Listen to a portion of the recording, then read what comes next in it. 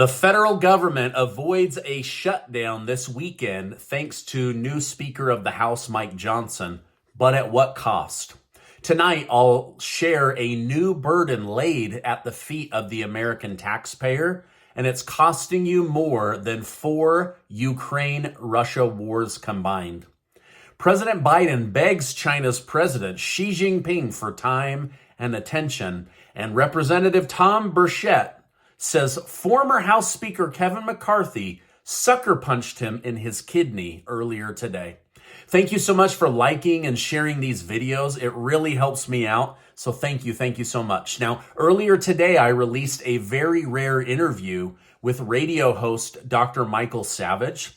He almost never goes on other people's show, but he agreed to come on. It was an incredible interview, and he shared 2 things that I had never thought of that were super impressive, and so I will link that at the end of this news update. In a rare show of bipartisanship, Senate leader Mitch McConnell and Chuck Schumer have publicly backed House Speaker Mike Johnson's plan to avoid government shutdown by funding the government. This move, described as Santa Claus coming early to the swamp by some commentators, signals a possible easing of tension in Congress. While Schumer stated he's pleased that Johnson did not pursue spending cuts, GOP Representative Chip Roy of Texas stated this was a missed opportunity for Mike Johnson to reduce spending and address issues at the U.S. southern border. Now, it's very common for Republicans to give in, so I'm not personally shocked that he didn't ask for anything. However, I like how they called this Santa Claus's has come early to the swamp. DC really is full of swamp creatures that don't care about people like you and me. Representative Adam Schiff, a prominent figure in the Democrat Party, has just made some very controversial comments regarding Donald Trump. In a recent interview, Schiff likened former President Donald Trump's rhetoric to that of historical dictators such as Adolf Hitler and Mussolini. Schiff claimed that Trump's strategy is to dehumanize the opposition, which is kind of ironic because Adam Schiff just dehumanized Donald Trump by calling him Adolf Hitler. The irony is rich. By the way, Adam Schiff is the House representative that came out of national security meetings every day saying, if you guys saw the stuff I was seeing that Trump did with Russia to betray the United States, I wish I could say something, I just can't. Now, this guy ripped apart the nation with his lies about the Russia collusion. And so anyway, I'm not really a big fan of him. Just wanted to remind you of that.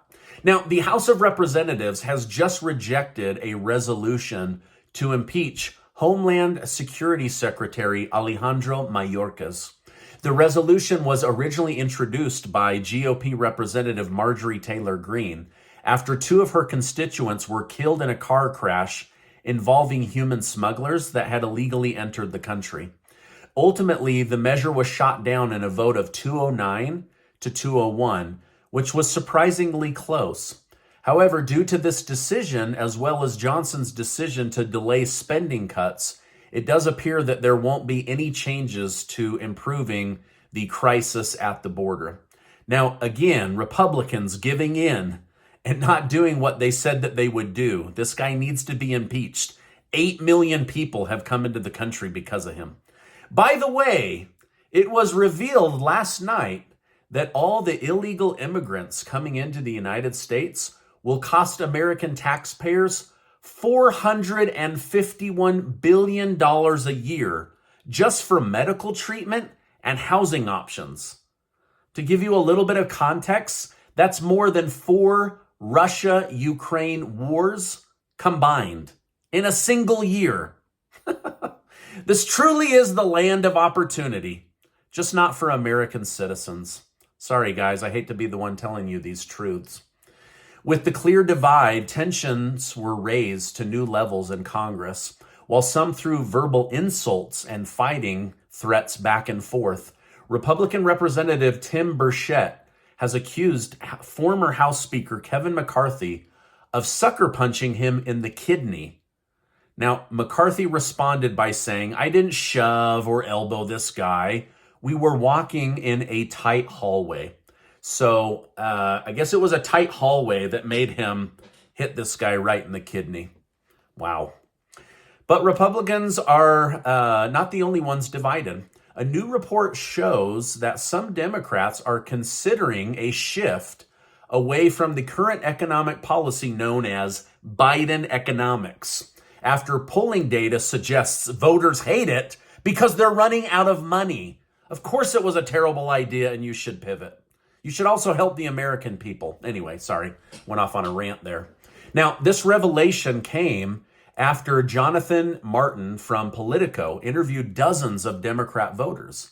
He stated, perhaps the most overwhelming economic messaging advice I picked up from Democrats was for him to heave Bidenomics into the dumpster. It's been a total disaster. Inflation, adding to the national debt, increasing our annual interest payment to over $1 trillion a year. Bidenomics is a dumpster fire. That's why they can't put it into a dumpster.